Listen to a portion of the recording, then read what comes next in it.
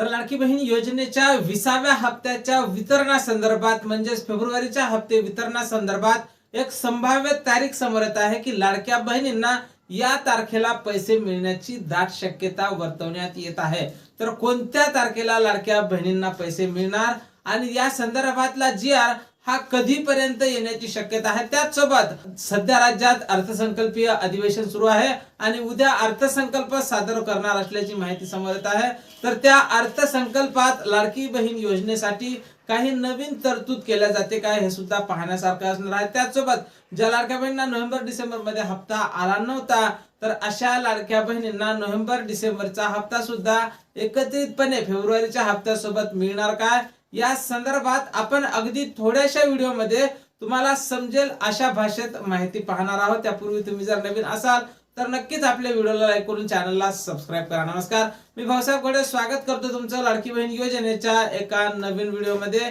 आणि राज्यात सध्या अर्थसंकल्पीय अधिवेशन सुरू आहे आणि उद्या राज्याचे मुख्यमंत्री अर्थसंकल्प मांडणार असल्याची माहिती समोर येत आहे, बजेट मांडणार असल्याची माहिती समोर येत आहे। आणि या बजेटमध्ये लाडकी बहीण योजनेसाठी सुद्धा पुढच्या 1 वर्षासाठी तरतूद केली जाणार आहे।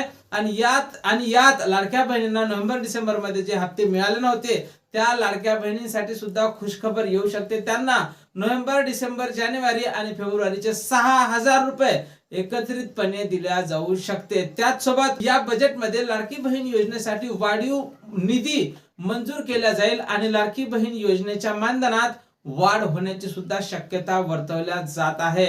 आणि लाडकी बहीण योजनेचा जो हप्ता आहे तर मागच्या वर्षी लाडक्या बहिणींना 2 हप्ते फेब्रुवारी आणि मार्चचे एकत्रितपणे जमा करण्यात आले होते, कारण 8 मार्चला राष्ट्रीय महिला दिवस आहेत आणि या दिवसाचं औचित्य साधून लाडक्या बहिणींना 2 हप्ते एकत्रितपणे देण्यात आले होते। त्याचप्रमाणे या वर्षी सुद्धा 2 हप्ते एकत्रित दिल्या जाऊ शकते काय, तर लाडक्यांनो सध्या तरी त्या संदर्भात कसलीही माहिती समोर आलेली नाही।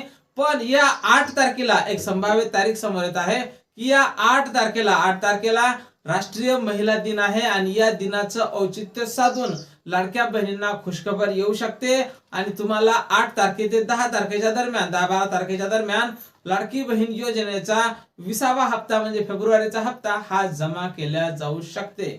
आणि लाडक्यांनो या संदर्भातला जी.आर आता कधीही येण्याची शक्यता आहे। येत्या 2 दिवसात या संदर्भातला जी.आर हा प्रसिद्ध केला जाऊ शकते। उद्या बजेट आहे आणि ते बजेट झाल्याच्या नंतर म्हणजेच उद्या किंवा परवा एक जी.आर प्रसिद्ध करण्यात येईल आणि लाडकी बहीण योजनेचा हप्ता हा 12 तारखेपर्यंत वितरित होण्याची शक्यता वर्तवल्या जात आहेत। आणि यासाठी कोण महिला पात्र असतील तर ज्या महिलांना लाडकी बहीण योजनेचा 19वा म्हणजे जानेवारीचा हप्ता मिळाला होता त्या सर्वच महिला समोरच्या हप्त्यासाठी पात्र असणार आहेत। तुम्हाला जानेवारीचा हप्ता मिळाला होता काय, मला नक्कीच कमेंट बॉक्स मध्ये कमेंट करून सांगायचं आहे।